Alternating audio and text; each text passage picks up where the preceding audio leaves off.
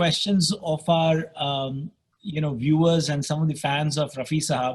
Let me make them as part of this conversation, and we'll take the conversation forward. This first question that I'm taking is by a gentleman called Prakhar Ghosh. Now, Prakhar is an IT consultant, but he's a Rafi Sahab's fan. As a matter of fact, वो तो जब मैंने उनका question सुना, it's a long question. I was totally touched. Because उसके beginning में उन्होंने बोला कि विकास जी मेरा एक क्वेश्चन जरूर लेना बिकॉज रफी साहब मेरे भगवान हैं. I was emotionally touched. So here's this question. Namaste Vikas ji, thank you so much for inviting me to ask this question to my friend philosopher guide भगवान. और बहुत बड़ा नमस्ते टू शाहिद जी, आपके थ्रू मैं मेरे भगवान से बात कर पा रहा हूँ आज. और मैं ये सिर्फ किसी इफ़ेक्ट के लिए नहीं बोल रहा हूँ, क्योंकि रफ़ी जी ने लाखों करोड़ों लोगों की ज़िंदगी में ऐसी एक जगह बना ली है कि एटलीस्ट मेरे लिए मेरे ज़िंदगी में बहुत से ऐसे सिचुएशंस आए हैं जहाँ कि उनके गाने ही मेरा सहारा थे, किसी दोस्त से भी बहुत बढ़ के.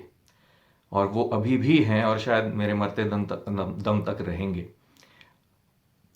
उनके गायकी में वो जो एक मेरे लिए उनके गाने यानी एक इबादत या पूजा की तरह है, तो मैं उनको उसी लेवल पे रखता हूँ. और ऐसे करोड़ों लोग हैं जो उनको पूजते हैं, उनके मंदिर भी हैं बहुत जगह, अब हम सबको पता है. मेरा क्वेश्चन ये था कि एज एन आर्टिस्ट जब वो कोई भी गाना गाते थे, वो इतना डीप लेवल पे लोगों से कनेक्ट करते थे, और वो कनेक्शन लाने के लिए, वो इमोशंस लाने के लिए आपको बहुत अंदर से डीपली जाके वो खोज के लेके आना पड़ता है.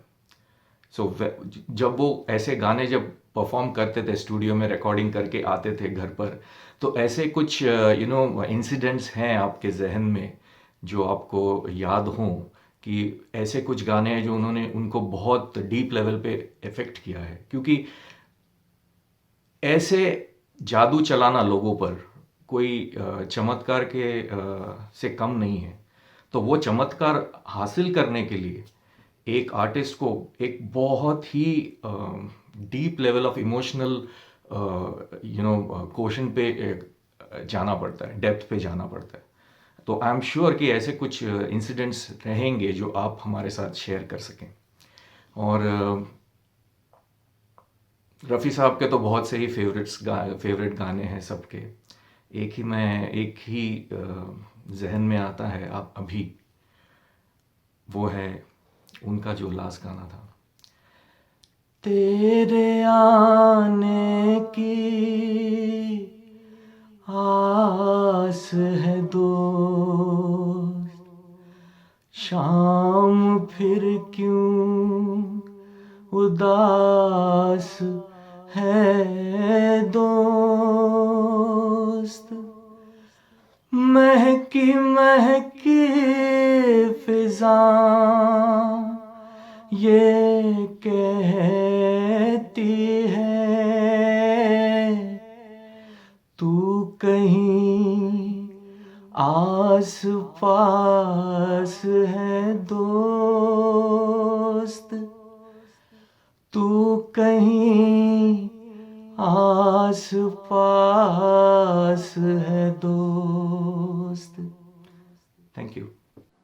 वाह वाह वाह, वेरी नाइस.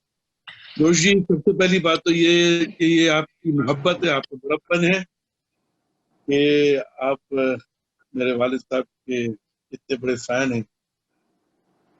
वैसे इंसिडेंट तो बहुत है. मैं आपको एक बहुत ही मशहूर वाक़या सुनाता हूँ कि आपने ये गाना सुना होगा नील कमल का, बाबुल की दुआएं लेती जा, जहाँ तुझको सुखी संसार मिले. तो क्या हुआ था इस गाने का सिचुएशन मैं बता देता हूँ कि करीब एक हफ्ता पहले मेरी बड़ी बहन, सबसे बड़ी बहन, जिनका नाम है परवीन, जो अभी लंदन में रहती है, शी स्टेज इन लंदन, उनकी शादी हो रही थी, उनकी विदाई भी हो रही थी. एक हफ्ता पहले की बात कर रहा हूं मैं. I'm talking about 1 week before this recording. Neel Kamal की रिकॉर्डिंग से एक हफ्ता पहले की बात कर रहा हूँ। तो डैड उस वक्त ऑब्वियसली सैड थे, बेशक बेटी की विदाई हो रही है। He was very sad and he used to love her very much. मतलब बाजी से बहुत मोहब्बत करते, बहुत प्यार करते, बड़ी बेटी थी और he was sad, लेकिन रोए नहीं थे जिस तरीके से रोना चाहिए एक बाप को रोता है। He was sad, मतलब कि मेरी बेटी जा रही, मतलब दिल को धक्का तो लग रहा है लेकिन वो रो नहीं।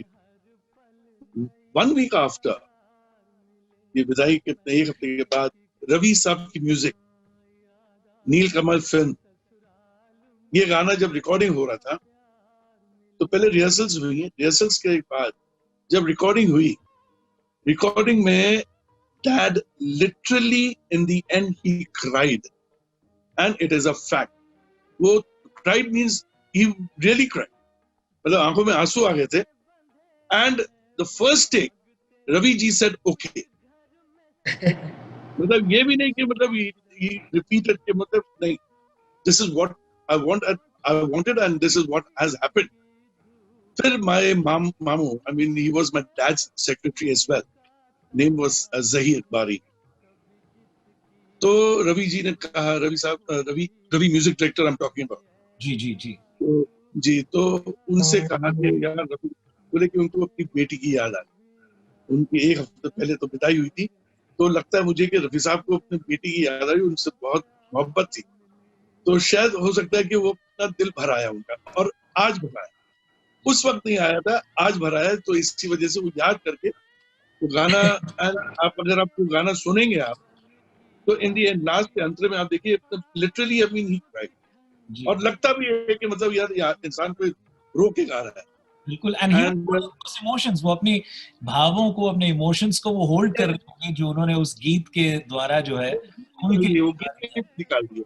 जी, I agree with you, yes.